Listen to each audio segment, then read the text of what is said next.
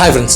Office முடிஞ்சு கூட உங்கள் பாஸ் வந்து உங்களுக்கு கால் பண்ணிகிட்டு இருக்காரா, வீட்டுக்கு வந்து கூட லேப்டாப்பை எடுத்து மெயில்களுக்கு ரெஸ்பான்ஸ் பண்ணிகிட்டு இருக்கீங்களா, சாப்பிட்ற நேரத்தில் கூட ஃபேமிலி கூட டைம் ஸ்பெண்ட் பண்ணாமல் ஆஃபீஸை நினச்சி டென்ஷன் ஆகிட்டு இருக்கீங்களா, அப்போ உங்களுக்கு அன்றான வீடியோ தான் இது. அதாவது சிக்கனா சின்ன வெங்காயம்னு உங்கள் பாஸ் இது வரைக்கும் உங்களை போட்டு வருத்தெடுத்துட்டு இருந்தார். இதுக்கப்புறம் அந்த உருட்டெல்லாம் செல்லாதுன்னு சொல்லியிருக்கிறது தான் அதாவது அண்மையில் லோக்சபாவில் அதாவது மத்திய அரசாங்கம் கொண்டுட்டு வந்த இம்ப்ளிமெண்ட் செய்திருக்க ரைட் டு டிஸ்கனெக்ட் பில். இந்த ரைட் டு டிஸ்கனெக்ட் வந்து எம்ப்ளாயிகளுக்கு வரப்பிரசாதமா இல்லை கம்பெனிகளுக்கு பிரச்சனையான்றது தான் இந்த வீடியோவில் முழுசாக பார்க்க போகிறோம். ஸோ வீடியோவை ஸ்கிப் பண்ணாமல் பாருங்கள். ரைட் டு டிஸ்கனெக்ட் பில்னா என்னன்னு பார்த்துடலாம். ரைட் டு டிஸ்கனெக்ட் பில்னா அதாவது வேலை நேரம் பிறகு உங்கள் பாஸ் உங்களுக்கு கால் மூலியமாவோ வாட்ஸ்அப் மூலியமாவோ மெயில் மூலியமாவோ வேலை செய்ய சொல்லி சொன்னால் நீங்கள் அதை செய்ய தேவையில்ல. அவருக்கும் எந்த விதமான அதிகாரமும் கிடையாது. அதுதான் இந்த ரைட் டு டிஸ்கனெக்ட். இந்த ரைட் டு டிஸ்கனெக்ட்ல எம்ப்ளாயி அடையும் பெனிஃபிட்ஸ் என்னன்னு பார்த்துருவோம். வேலை நேரம் முடிந்த பிறகு வீட்டுக்கு வந்துடுவீங்க. வீட்டுக்கு வந்ததுக்கப்புறம் உங்கள் கணவர் கூடயோ மனைவி கூடயோ அம்மா கூடயோ அப்பா கூடயோ கிட்ஸ் கூடயோ நீங்கள் உங்களோட நேரத்தை நீங்கள் செலவிடலாம். அதுக்கு மாறாக கம்பெனி வேலைகளை நீங்கள் செய்ய தேவையில்ல. நீங்கள் ஏன் கம்பெனி வேலைகளை செய்யலைன்னு சொல்லிட்டு கம்பெனி ரிலேட்டடாக உங்கள் மேலே எதுவும் பனிஷ்மெண்ட் பண்ண முடியாது. காரணம் என்னென்னு பார்த்தீங்கன்னா அதாவது லேபர் கோர்ட்டில் இந்த லா வந்து ஆக்ட் ஆயிரும். ஸோ உங்களுக்கு அது மூலிமா எதுவும் பனிஷ்மெண்ட் வந்துச்சுன்னா கூட நீங்கள் வந்து முறையாக கம்பெனி மேலே ஒரு கேஸ் கூட ஃபைல் பண்ணுறதுக்கு வாய்ப்புகள் இருக்குது. இதனால் கம்பெனிகளும் எம்ப்ளாயிகளுக்கு வந்து நிறைய சலுகைகள் கொடுக்க ஆரம்பிப்பாங்க. இதனால் எம்ப்ளாயோடையும் முக்கியமான விஷயங்கள் என்னென்னா மைண்ட் வந்து பீஸாக இருக்குங்க. வீக்கெண்டில் கூட உங்களோட வேலைகளை செய்யாமல் உங்கள் குடும்பத்தோட அவங்க கூட டைம்களை வந்து ஸ்பெண்ட் பண்ணலாம். அது மட்டும் இல்லாமல் வேலை நேரம் முடிந்து வீட்டுக்கு பல டென்ஷன்களோடு வருவீங்க.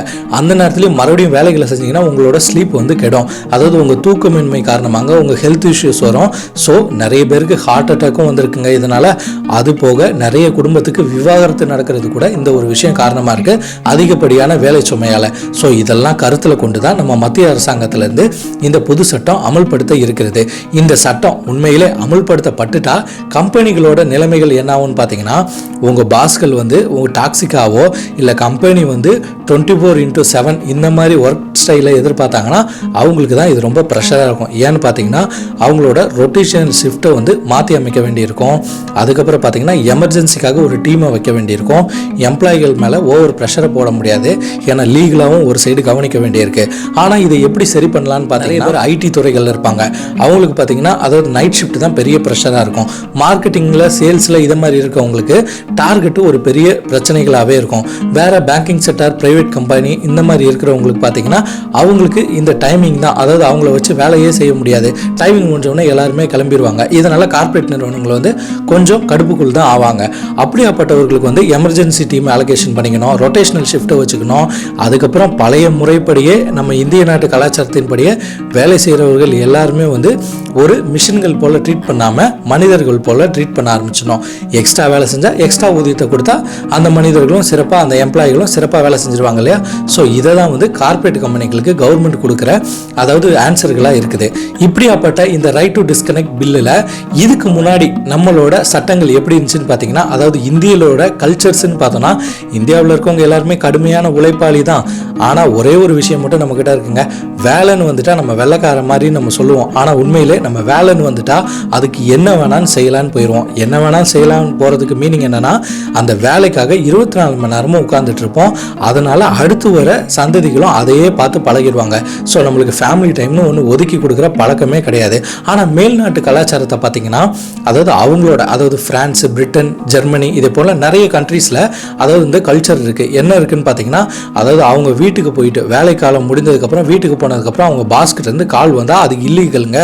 மெசேஜஸ் வந்து அது வேணால் அவங்களோட இஷ்டப்படி இருக்கலாம், ஆனால் கால்ஸ் வந்து வரக்கூடாது ஒரு சட்டமே இருக்குது. இதனால் அவங்களோட ப்ரொடக்டிவிட்டி கூடியிருக்கு, ஃபேமிலி கூட டைம் நல்லா ஸ்பெண்ட் பண்ணுறாங்க, அவங்களோட ஒர்க் லைஃப் பேலன்ஸும் சூப்பராக இருக்குது. ஸோ நம்ம நாட்டிலையும் இது ஃபஸ்ட்டு டைம் கொண்டுட்டு வராங்க, அதுவும் எம்ப்ளாயிகளுக்காக. இது வரைக்கும் நம்ம துறை சார்ந்து நிறைய சட்டங்களை பார்த்துருப்போம். அதாவது ஃபேக்ட்ரி ரிலேட்டடாக தொழில் துறையில் ஒர்க் பண்ணுறவங்களுக்கு எல்லாருக்குமே அது யூனியன்ஸ் எல்லாம் இருக்கும். அதாவது ப்ரைவேட் நிறுவனங்களில் ஐடி அதுக்கப்புறம் பேங்கிங் செக்டர் ஃபினான்ஸ் இந்த மாதிரி நிறைய இடத்துல வேலை செய்கிறவங்களுக்கு அதாவது யூனியன் இருக்காது. அப்போ இந்த சட்டம் வந்து அவங்களுக்கு வந்து நல்ல விஷயமாவே அமல்படுத்தப்படும். இப்போ நம்ம நாட்டில் இன்னொரு பேச்சும் இருக்குது, அதாவது எதுக்கு எடுத்தாலும் சார் சார் சார் ஒரு நாளைக்கு மட்டும் 150 வாட்டி சார்ன்னு சொல்லிடுவாங்க. பக்கத்தில் ஒருத்தன் உட்காந்துருந்தா கூட அவர் பேரை சொல்லி கூப்பிட்டா கூட அவர் பேரை சொல்லாதடா சார்ன்னு கூப்பிட்றா, ஏன்னா அவர் தானே பெரிய அந்த மாதிரி பேசுவாங்க. அந்த மாதிரி சட்டங்களுக்கு இருக்கிற நேரத்தில் இப்போ இந்த சட்டம் வந்து பெரிய வரவேற்பை ஏற்படுத்தியிருக்கு இன்றைய இருக்கும் இளைஞர்கள். ஏன்னா இளைஞர்கள் எவ்வளோ படித்து கூட அவங்களுக்கு வந்து சரியான வேலை கிடைப்பதில்லை. அப்படியே கஷ்டப்பட்டு ஒரு கம்பெனியில் போய் உட்காந்துட்டாலும் அங்கே 24 மணி நேரம் வேலை பார்க்குற சூழ்நிலை ஏற்படும்.